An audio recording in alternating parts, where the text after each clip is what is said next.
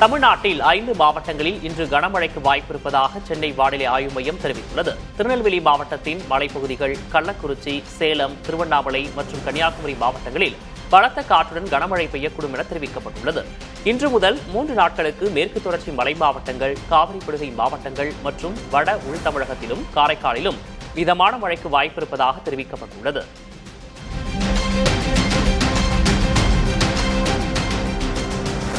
சென்னையில் 2 நாட்களுக்கு மழைக்கு வாய்ப்பிருப்பதாக வானிலை ஆய்வு மையம் தெரிவித்துள்ளது. நகரில் இடி மின்னலுடன் மிதமான மழை பெய்ய வாய்ப்பிருப்பதாக கூறப்பட்டுள்ளது. சென்னையின் அதிகபட்ச வெப்பநிலை 35 டிகிரி செல்சியஸை ஒட்டியும் குறைந்தபட்ச வெப்பநிலை 29 டிகிரி செல்சியஸை ஒட்டியும் இருக்கக்கூடும் எனவும் தெரிவிக்கப்பட்டுள்ளது.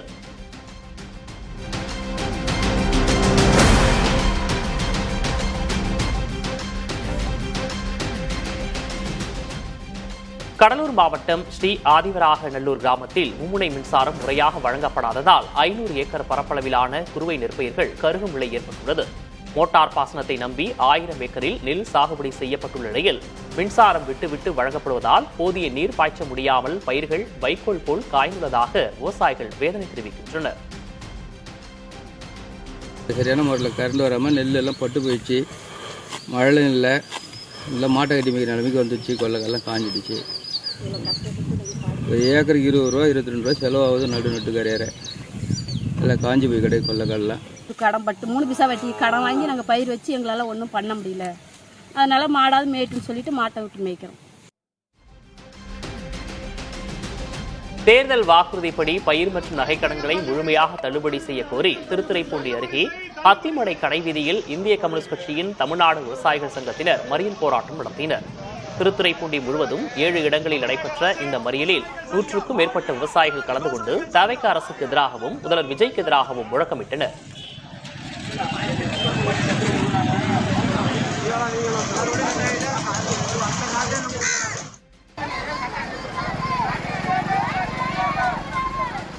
குடிநீர் பற்றாக்குறையை கண்டித்து தமிழகத்தின் பல்வேறு இடங்களில் பொதுமக்கள் போராட்டத்தில் ஈடுபட்டனர்.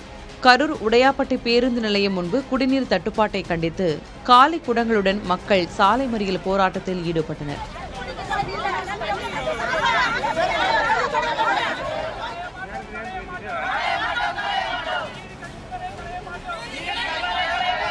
காஞ்சிபுரம் மாவட்டம் வடமங்கலம் ஊராட்சியில் தரைநிலை நீர்த்தேக்க தொட்டிகள் சேதமடைந்து உள்ளதால் குடிநீர் தட்டுப்பாடு நிலவுவதாக மக்கள் புகார் தெரிவித்தனர்.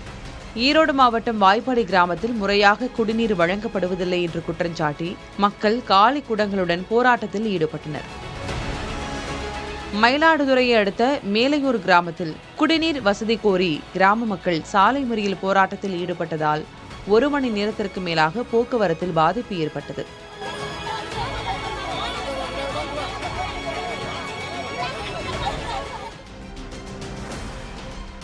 குடிநீர் வழங்க கோரி கும்பகோணம் மாநகராட்சி அலுவலகத்தை பொதுமக்கள் முற்றுகையிட்டு போராட்டம் செய்தனர். எலுமிச்சங்காபாளையம், ராஜராஜ நகர், கலைஞர் காலனி, நேரு காலனி உள்ளிட்ட பகுதிகளில் குடிநீர் தட்டுப்பாடு நிலவுவதாகவும் மாநகராட்சி நிர்வாகத்திடம் பலமுறை புகார் அளித்தும் நடவடிக்கை எடுக்கவில்லை என தெரிவித்து போராட்டம் நடைபெற்றது. அதிகாரிகள் பேச்சுவார்த்தை நடத்தியதை தொடர்ந்து போராட்டம் விலக்கிக் கொள்ளப்பட்டது.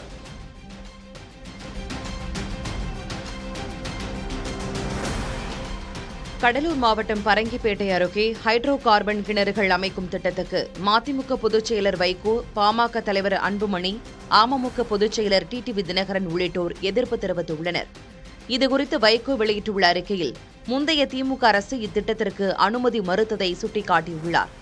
தற்போதைய தமிழ்நாடு அரசு எந்தவொரு கடற்பகுதியிலும் ஹைட்ரோ கார்பன் திட்டத்தை அனுமதிக்கக்கூடாது என்றும் வைகோ வலியுறுத்தியுள்ளார். ஹைட்ரோ கார்பன் திட்டத்தால் மீன்வளம் மற்றும் மாங்குரோவ் காடுகள் அழிந்து மீனவர்களின் வாழ்வாதாரம் பாதிக்கப்படும் என்று அன்புமணி ராமதாஸ் எச்சரித்துள்ளார். டிடிவி தினகரன் வெளியிட்ட அறிக்கையில் திட்டத்துக்கு அனுமதி கோரி ஹிந்துஸ்தான் ஆயில் நிறுவனம் தமிழக அரசின் கடலோர மண்டல மேலாண்மை ஆணையத்திடம் அளித்துள்ள விண்ணப்பத்தை ஆரம்ப நிலையிலேயே நிராகரிக்க வேண்டும் என வலியுறுத்தியுள்ளார். மேல்மலையனூர் அருகே அரசு பேருந்து சேவை இல்லாததால் பள்ளி கல்லூரி செல்லும் மாணவ மாணவிகள் சிரமத்திற்குள்ளாகி வருகின்றனர். மத்திய அரசால் தன்னிறைவு பெற்ற முன்மாதிரி ஊராட்சியாக அங்கீகரிக்கப்பட்டு தமிழ்நாடு அரசின் சமூக நல்லிணக்க விருது பெற்றது பரையந்தாங்கல் ஊராட்சி. இத்தகைய சிறப்புகளை பெற்ற ஊரில் அரசு பேருந்து சேவை இல்லை என கிராம மக்கள் வேதனை தெரிவிக்கின்றனர். இதனால் மேல்மலையனூருக்கு நடந்தே செல்லும் நிலை இருப்பதாக தெரிவிக்கும் மக்கள் 10 ஆண்டுகளுக்கு முன்பு வரை சென்னைக்கு இயக்கப்பட்ட அரசு பேருந்து சேவையும் நிறுத்தப்பட்டதாக கவலை தெரிவிக்கின்றனர். எனவே காலை மற்றும் மாலை வேளைகளிலாவது பேருந்துகளை இயக்க வேண்டும் என மாவட்ட நிர்வாகத்திற்கு மக்கள் கோரிக்கை விடுத்தனர்.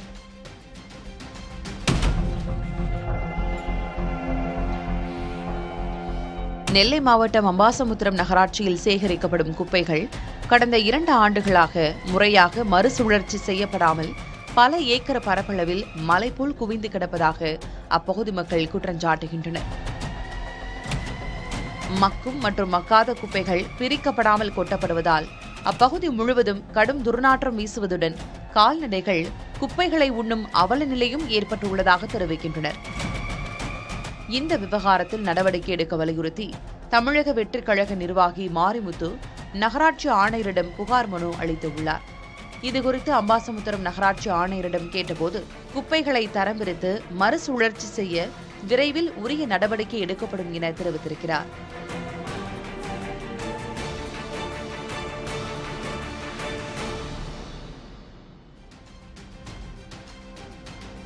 காஞ்சிபுரம் மாவட்டம் படப்பை சுற்றுவட்டார பகுதிகளில் பரவலாக மழை பெய்தது. மணிமங்கலம், மலைப்பட்டு, வரதராஜபுரம் உள்ளிட்ட பகுதிகளில் அரை மணி நேரத்துக்கு மேலாக பெய்த மழையால் வெப்பம் தணிந்து குளிர்ச்சியான சூழல் ஏற்பட்டது. இதேபோல் நீலகிரி மாவட்டம் உதகையில் பரவலாக பெய்த சாரல் மழையால் இதமான காலநிலை நிலவியது.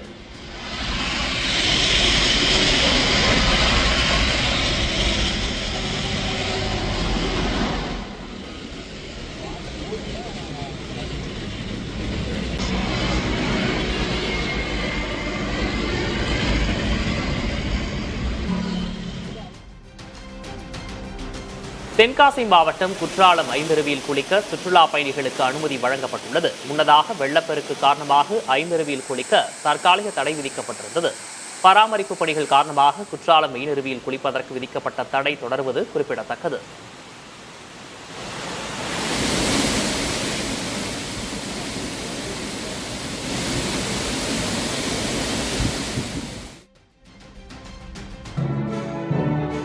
நியூ பிகினிங்ஸ் எனும் சிம்போனி இசைக்கோர்வையை உருவாக்கி லண்டன் இசைக்கலைஞர்கள் கொண்டு அதனை பதிவு செய்த பின் சென்னை திரும்பிய இளம் இசைக்கலைஞர் லிடியன் நாதஸ்வரத்திற்கு தமிழக அரசு சார்பில் உற்சாக வரவேற்பு அளிக்கப்பட்டது. அமைச்சர்கள் ராஜ்மோகன், வன்னியரசு உள்ளிட்டோர் நேரில் சென்று அவரை வரவேற்றனர். மதிமுக பொதுச்செயலர் வைகோவும் விமான நிலையத்தில் லிடியன் நாதஸ்வரத்தை வரவேற்று வாழ்த்து தெரிவித்தார். தொடர்ந்து செய்தியாளர்களை சந்தித்த லிடியன் நாதஸ்வரம் வரும் ஜூன் 21ஆம் தேதி உலக இசை தினத்தன்று தனது சிம்போனி இசையின் ஆடியோ வெளியீட்டு விழா நடைபெறவுள்ளதாக தெரிவித்தார்.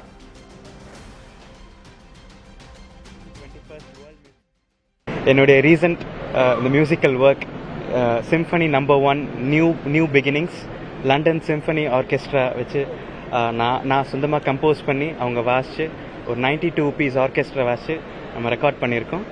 அண்ட் இப்போது அது கூடிய சீக்கிரமாக அது லான்ச் ஆக போகுது. ஜூன் 21 வேர்ல்ட் மியூசிக் டே அன்னைக்கு அது மியூசிக் அகாடமியில் ஒரு audio launch and audio premiere நாங்கள் வச்சுருக்கோம். கிரீன் மேஜிக் பால் உற்பத்தி செலவு அதிகரித்ததால் தயாரிப்பு குறைக்கப்பட்டதாக ஆவின் நிறுவனம் தெரிவித்துள்ளது. தமிழகத்தில் அண்மை காலமாக கிரீன் மேஜிக் பாலுக்கு தட்டுப்பாடு ஏற்பட்டுள்ளது. இதுகுறித்து பேசிய ஆவின் அதிகாரிகள் கிரீன் மேஜிக் லிட்டர் ஒன்றுக்கு 44 ரூபாய்க்கு விற்பனை செய்யப்படுவதாக கூறினர். ஆனால் இந்த வகை பாலை உற்பத்தி செய்ய லிட்டருக்கு 49 ரூபாய் வரை செலவாவதாக தெரிவித்தனர். எனவே தனியாரிடம் பால் கொள்முதல் செய்ய வேண்டிய தேவை எழுந்துள்ளதால் அதன் உற்பத்தி குறைக்கப்பட்டிருப்பதாக ஆவின் அதிகாரிகள் கூறினர்.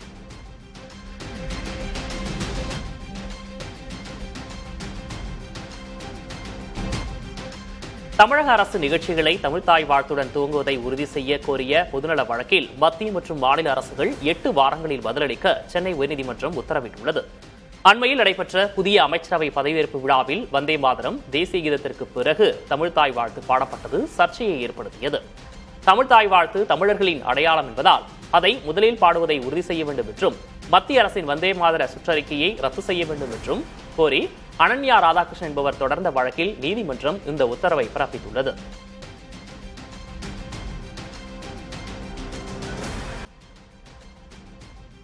சென்னை ஆலந்தூரில் கணவரை இழந்த பெண்ணுக்கு பாலியல் தொல்லை அளித்ததாக தவிக முன்னாள் நிர்வாகி வேம்புலி மீது மவுண்ட் போலீசார் வழக்கு பதிவு செய்து விசாரணை நடத்தி வருகின்றனர்.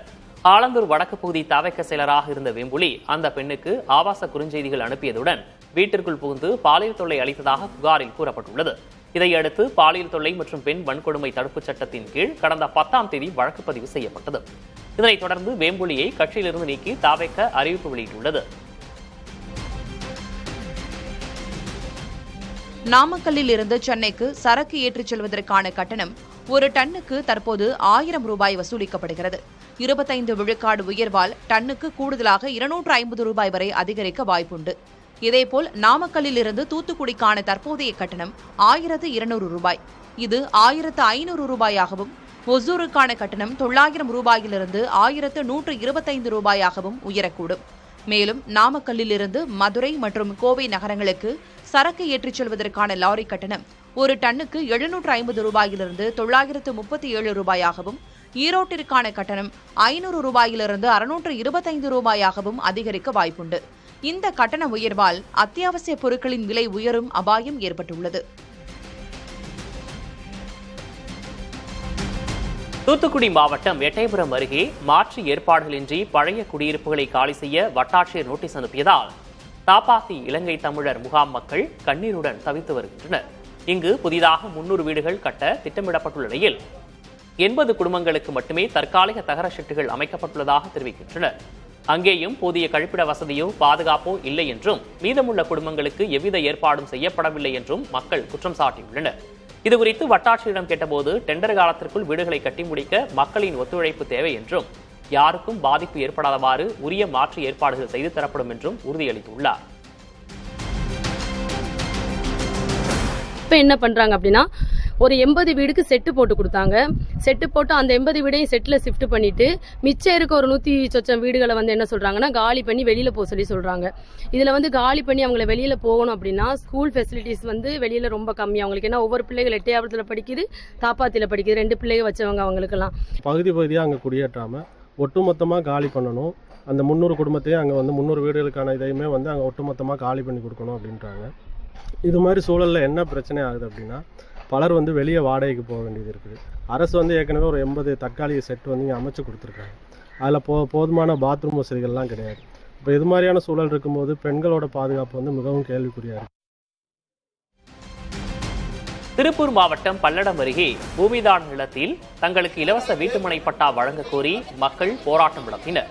மாணிக்காபுரம் ஊராட்சிக்குட்பட்ட பெருமாங்காடு பகுதியில் உள்ள 8 ஏக்கர் பூமிதான நிலத்தை திருப்பூர் மாநகராட்சி சார்பில் திட்டப்பணிகளுக்காக அதிகாரிகள் பார்வையிட்டனர். இதனால் அதிர்ச்சியடைந்த நூற்றுக்கணக்கான பொதுமக்கள் தங்களுக்கு அங்குதான் பட்டா வேண்டும் என கூறி குடியேறும் போராட்டத்தில் ஈடுபட்டனர். அவர்களை காவல்துறையினர் வலுக்கட்டாயமாக கைது செய்தனர்.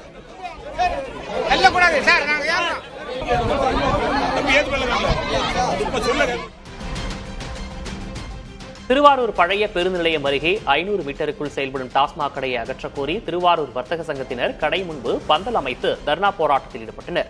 இக்கடையை அகற்றக்கோரி ஏற்கனவே மாவட்ட நிர்வாகம் அளித்த 20 நாட்கள் அவகாசம் முடிந்தும் நடவடிக்கை எடுக்காததால் வணிகர்கள் இப்போராட்டத்தை கையில் எடுத்தனர்.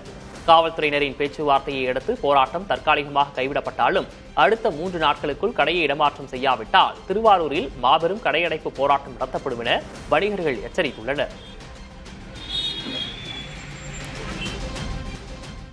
நாமக்கல் மாவட்டம் ராசிபுரம் அருகே மூதாட்டியை ஆயுதங்களால் மிரட்டி 20 பவுன் நகைகள் மற்றும் 20,000 ரூபாயை கொள்ளையடித்த இருவரை காவல்துறையினர் தேடி வருகின்றனர். ராசிபுரம் அருகே பட்டணம் அம்மன் கோவில் தோட்டத்தைச் சேர்ந்த கலைச்செல்வி என்பவர் தனியாக வசித்து வருகிறார். இவரது வீட்டிற்குள் புகுந்த அடையாளம் தெரியாத இருவர் துப்பாக்கி மற்றும் கத்தியை காட்டி கலைச்செல்வியை மிரட்டி 20 பவுன் நகைகள் மற்றும் 20,000 ரூபாயை கொள்ளையடித்து சென்றுவிட்டனர்.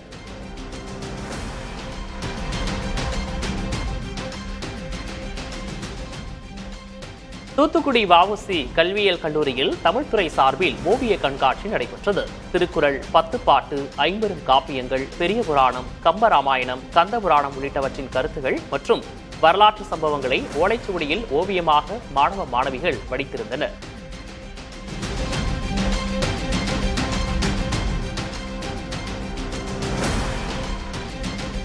கள்ளக்குறிச்சியில் நடைபெற்ற மஞ்சள் சந்தையில் 1,17 லட்சம் ரூபாய்க்கு மஞ்சள் விற்பனையானது. ஒரு மூட்டை விராலி ரக மஞ்சள் அதிகபட்சமாக 17,689 ரூபாய்க்கும் குறைந்தபட்சமாக 13,989 ரூபாய்க்கும் விற்பனையானது.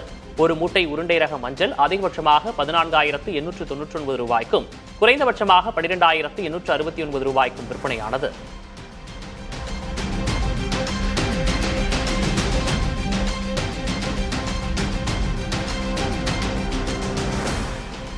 நீலகிரி மாவட்டம் மஞ்சூர் அருகே குடியிருப்பு பகுதிகளில் சுற்றித் திரியும் கரடியால் பொதுமக்கள் அச்சமடைந்துள்ளனர்.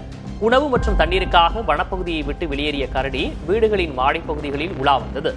மஞ்சூர் சுற்றுவட்டார பகுதிகளில் நாளுக்கு நாள் கரடிகளின் நடமாட்டம் அதிகரித்து வருவதால் கூண்டு வைத்து கரடியை பிடிக்க வேண்டும் என வனத்துறையினருக்கு பொதுமக்கள் கோரிக்கை விடுத்துள்ளனர்.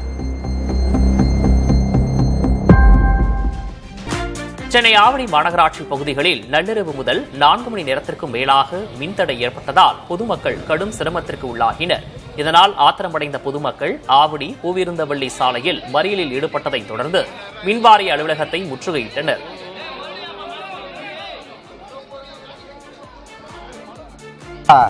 கரண்ட் இல்லை, இவ்வளோ அவசரப்படுறோம். வீட்டில் வேலை செய்கிறாங்க, ஹோம்ஒர்க்கு பசங்க இது பண்ணிட்டு இருக்கிறாங்க, இதெல்லாம் செய்கிறாங்க இல்லையா, அவங்களுக்கு எவ்வளோ கஷ்டமாக இருக்கும்.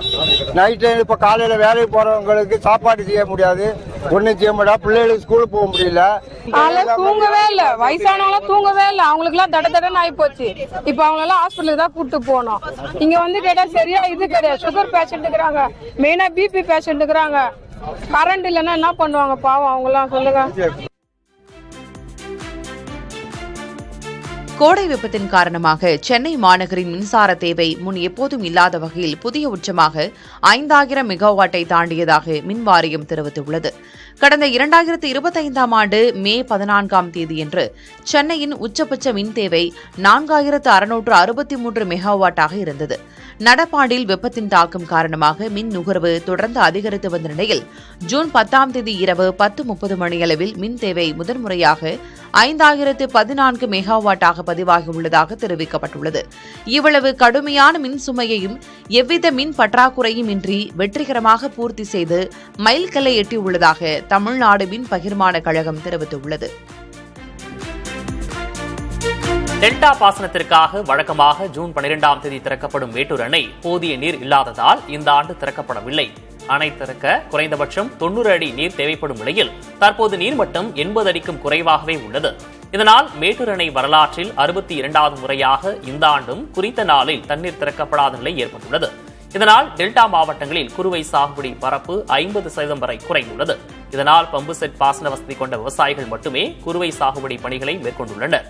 அதன்படி டெல்டா மாவட்டங்களில் தற்போது சுமார் 3 லட்சம் ஏக்கரில் சாகுபடி செய்ய இலக்கு நிர்ணயிக்கப்பட்டு இதுவரை 1.75 லட்சம் ஏக்கரில் நெல் சாகுபடி செய்யப்பட்டுள்ளது. ஆனால் தற்போது மின் தட்டுப்பாடு ஏற்பட்டுள்ளதாக விவசாயிகள் கவலை தெரிவித்துள்ளனர். வெள்ள காலத்தில் மட்டுமே அக்டோபர் நவம்பரில் மட்டும்தான் தண்ணி தர்றாங்க, மித்த நாளில் தண்ணி தர்றதே இல்லை. இந்த அக்டோபர் நவம்பர் தான் பருவமழை. அப்போ நம்மளுக்கு மழை பெய்யுது, கர்நாடகாவிலையும் மழை அளவுக்கு அதிகமாக மழை பெய்யுது. அந்த டயத்தில் மட்டும் தண்ணீர் கொடுக்கறதுனால நம்மளும் அந்த தண்ணியை தேக்கிறதுக்கு உண்டான வாய்ப்பு இல்லை. இந்த வெள்ள காலத்தில் உபரியாக திறந்ததுனால நாங்கள் தமிழ்நாட்டுக்கு வழங்க வேண்டிய நீரை முழுமையாக கொடுத்துட்டோம் அப்படிங்கிறாங்க. அது கொள்கை அளவில் விவசாயம் ஏற்றுக்க முடியாது. மேட்டூர் அணையை திறக்காமல் குறுவை சிறப்பு தொகுப்பு என்ற பெயரில் மற்றொரு ஏமாற்று அறிவிப்பை தவிக அரசு வெளியிட்டுள்ளதாக முன்னாள் முதல்வர் எடப்பாடி கே பழனிசாமி குற்றம் சாட்டியுள்ளார். விவசாயிகளின் 10,000 கோடி ரூபாய் பயிர்க்கடனை தள்ளுபடி செய்யாமல் ஏமாற்றியதாக குறிப்பிட்டுள்ளார். தற்போது மேட்டூர் அணையிலிருந்து நீர்திறப்பு செய்யாமல் 134 கோடி ரூபாய்க்கு சிறப்பு தொகுப்பு என்ற பெயரில் மற்றொரு ஏமாற்று அறிவிப்பை தவிக அரசு வெளியிட்டுள்ளதாக அவர் சாடியுள்ளார். அதிமுக ஆட்சியில் விவசாயிகளுக்கு 24 மணி நேரமும் வழங்கப்பட்டு வந்த மும்முனை மின்சாரத்தை 18 மணி நேரமாக குறைத்துள்ளதோடு அறிவிக்கப்படாத மின்வெட்டால் பம்பு செட்டுகளை இயக்க முடியாத நிலை ஏற்பட்டுள்ளதாகவும் எடப்பாடி கே பழனிசாமி குற்றம் சாட்டியுள்ளார். மேட்டூர் அணையில் போதிய நீர் இல்லாததால் நடப்பாண்டு குறுவை சாகுபடிக்கு தண்ணீர் திறக்கப்படவில்லை என்றும் இதனால் 2000 கோடி ரூபாய் உற்பத்தி இழப்பு ஏற்படும் அபாயம் உள்ளதாகவும் பாமக தலைவர் அன்புமணி கவலை தெரிவித்திருக்கிறார். தமிழக அரசு காவிரி பாசன மாவட்டங்களை உடனடியாக வறட்சி பாதித்த பகுதிகளாக அறிவித்து உழவர்களுக்கு நிவாரணம் வழங்க வேண்டும் என அவர் வலியுறுத்தினார். நிலத்தடி நீரை நம்பியுள்ள பகுதிகளுக்கு தடையற்ற மும்முனை மின்சாரம் வழங்கி மாற்றுப் பயிர்கள் குறித்து முத்தரப்பு பேச்சுவார்த்தை நடத்த வேண்டும் என்றும் தமிழக அரசுக்கு அன்புமணி கோரிக்கை விடுத்துள்ளார். எம்சாண்ட் மற்றும் கருங்கல் ஜல்லியை அதிக விலைக்கு விற்றால் கடும் நடவடிக்கை எடுக்கப்படும் என கனிமவள அமைச்சர் பிரபு எச்சரிக்கை விடுத்துள்ளார். முறைகேடு புகார்களால் சில கருங்கல் குவாரிகள் மூட உத்தரவிடப்பட்டுள்ளதை சுட்டிக்காட்டிய அவர் அதை காரணம் காட்டி எம்சாண்ட், பிசாண்ட், கருங்கல் ஜல்லி விலையை உயர்த்தக்கூடாது என்றார். அனைவராலும் ஒப்புக்கொள்ளப்பட்ட நிர்ணயிக்கப்பட்ட விலையிலேயே விற்க வேண்டும் என சென்னையில் குவாரி மற்றும் லாரி உரிமையாளர்களுடன் நடந்த ஆலோசனைக் கூட்டத்தில் அவர் உத்தரவிட்டுள்ளார்.